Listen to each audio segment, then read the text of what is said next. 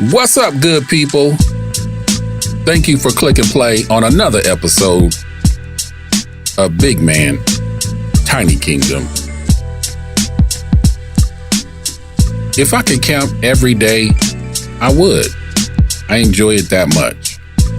I can't wait for retirement.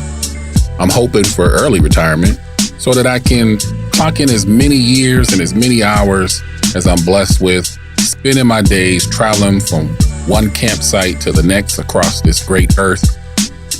But for right now, I'm a weekend warrior who enjoys the staycations. Lately, I've been lucky enough to get quite a few in. Since the start of 2022, I've been to 2 to 3 state parks every month. Each campground has offered something different to explore, but let me tell you, I have the same vibe every time. I'm happy, I'm relaxed, I'm at peace, and I get rejuvenated. I just have like this energy that comes upon me, and I'm able to go back into a new work week and just shine my positive spirit. I'm happy that I'm able to take those weekend warrior getaways. And if you follow my podcast, you've heard me talk a lot about the state parks. Definitely my personal preference for my outdoor adventures, but there are other really cool campground options that Arizona has to offer. A few times a year, I enjoy checking out the regional parks. Living in Maricopa County, there are quite a few available to explore. One of them being just a short 25-minute drive from the house. Makes it real easy for me to get away for the weekend. And because it's so convenient, it's been a camping spot I've been to a lot. Usery Mountain Regional Park in Mesa, Arizona. Before I get into my 2 cents about the park, let me share with you a couple things I learned from the park rangers while visiting. There's some cool history behind Usery Mountain. Ancient Native American villages all around that part of the Salt River Valley. Lots of folks back in the day searching for gold in the area. The park is named after a man known as King Usery.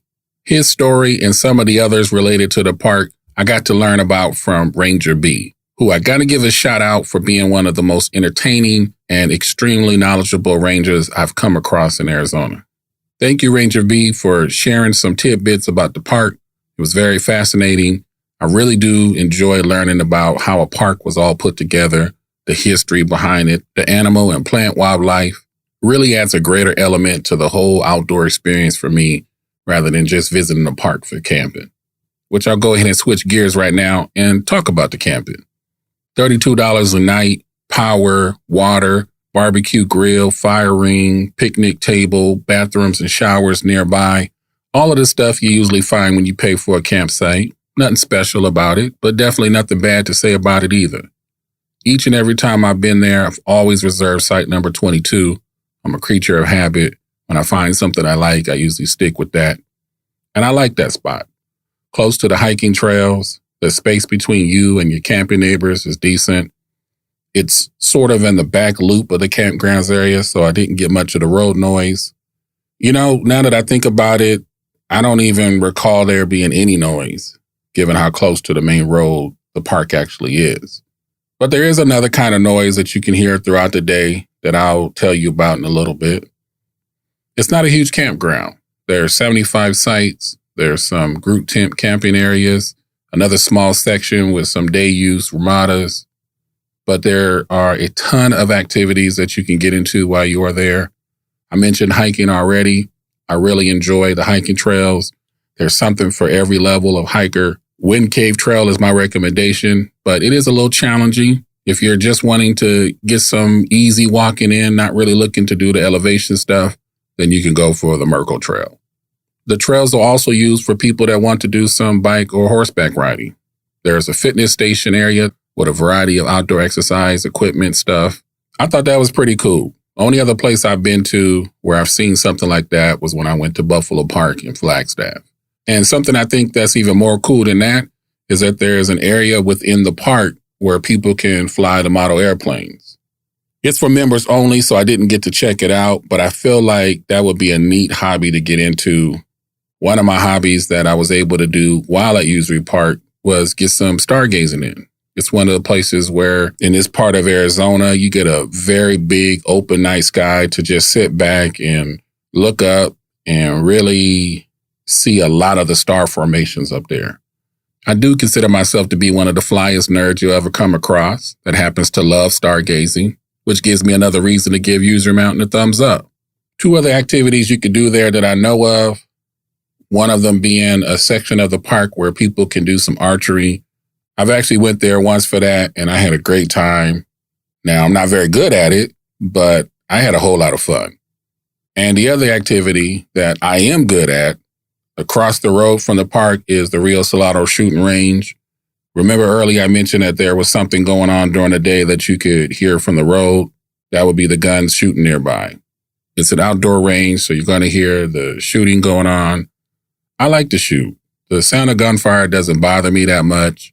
It's not overbearing, but you can hear it when you're at the park.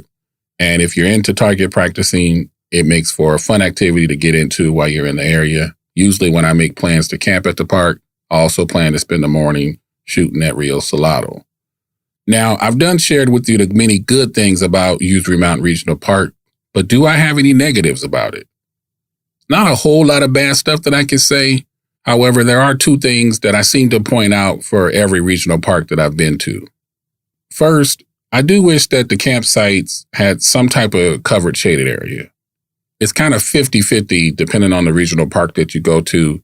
I've been to some where they do have the covered ramadas over the picnic table, but at Usery Mountain, at least the site that I camp at, number 22, it doesn't have any type of shaded area. So the remedy for that is bring your own canopy. Problem solved there. And the second thing that I want to point out is that the bathrooms are not user-friendly at all. It's rough. But I've always been honest with y'all about me being a bit bougie. So maybe the facilities are acceptable for you all. But for a glamper like me, I feel that definitely needs improvement.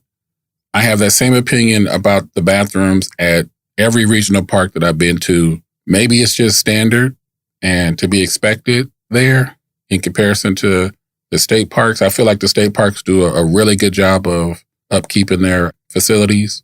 Maybe that's just how it's going to be at regional parks. Maybe they don't have the same funding. I don't know. My remedy for disliking the bathrooms, bring your own. I bring my privacy tent with me, and I feel like I'm a little bit more at home when it comes to using the bathroom. But none of that takes away from the awesomeness of Usery Mountain Regional Park. It's a great location. I love visiting there. It's a regular spot I go to because of how close it is to home, because of all the fun stuff I could do while I'm there, the price per night, the amenities. Everything about it makes it an easy choice to recommend that you all check out when you're in the area. Next visit for me, I think it's time to get another archery session in. Hope all of you enjoying this end of winter, start of spring. Here in Arizona, this is the beautiful part of year where the weather is between 70 and early 90s.